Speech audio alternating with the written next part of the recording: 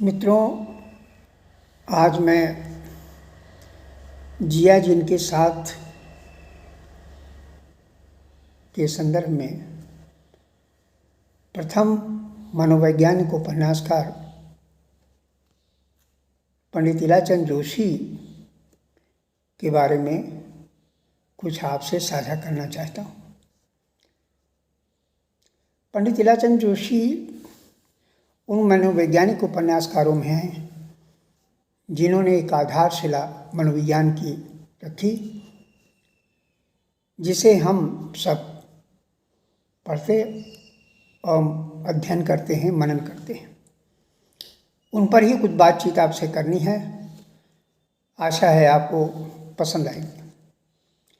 यही कोई सन 1968 के आसपास की बात है, जब मैं स्नातक अध्ययन के लिए इलाहाबाद विश्वविद्यालय में प्रवेश ले चुका था।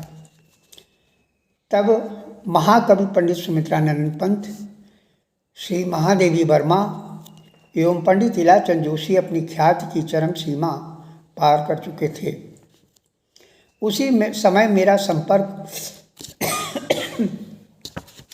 पंडित इलाचंद जोशी से हुआ।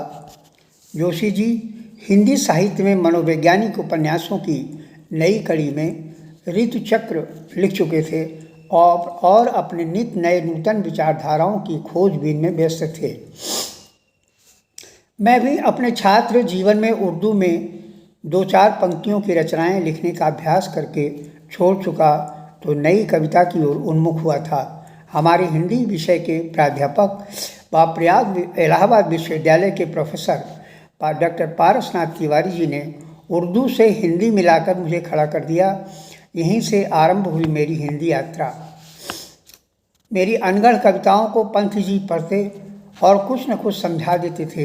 ये मेरी कविता के आदि गुरु हैं। उन्हीं के साथ साथ मुझे जोशी जी और श्रीमती महादेवी वर्मा जी का भी सानिध्य प्राप्त हुआ। पंडित इलाचंद जोशी को बहुत समीप से देखने तथा समझने का अवसर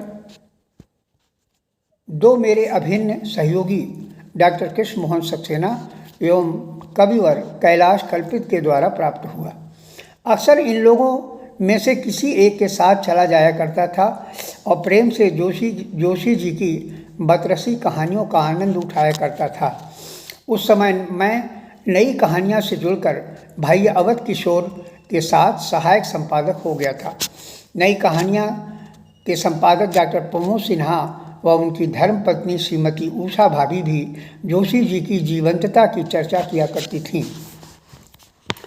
पंडित इलाचंद जोशी रुग्ण अवस्था में भी कड़ी मेहनत और लगन से कई महत्वपूर्ण कृतियों की रचना की। वैसे वह प्रकृति से बड़े कर्मठ और अग्नेय थे।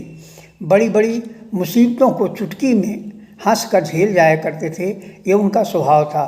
सन 1972 में मैं जब इलाहाबाद से निकलने वाली साहित्यिक पत्रिका अवकाश का संपादक बना, उस समय अवकाश का प्रथम अंक छपने पर मैं उन्हें देने गया और देखकर बहुत प्रसन्न हुए और मेरे कहने पर अवकाश के लिए कहानी देने की बात कही। मैं बहुत खुश हुआ। हाँ, इतना अवश्य था कि मुझे आजकल के साहित्यकारों की तरह से नाज नखरे नहीं उठाने पड़े। बड़े ही सरल सहज तौर पर मुझे कहानी सौंप दी। जोशी जी की कहानी को बड़ी अच्छी साज सज्जा के साथ मैंने अवकाश में प्रकाशित किया, जिसकी बहुत प्रशंसा हुई। सचमुच मैं पंडित इलाचंद जोशी की सरलता कर्मठता मुझ पर छा गई। इसी कारण मुझ में साहस व प्रेरणा हुई कि मैं उनके साहित्य साधना की कुछ अनकही बातों को लिपिबद्ध करूं। जून 1975 में जोशी जी अल्मोड़ा गए और वहाँ 2 माह के प्रवास के दौरान कवि की प्रेयसी उपन्यास को पूरा किया। जोशी जी पक्षाघात से पीड़ित थे।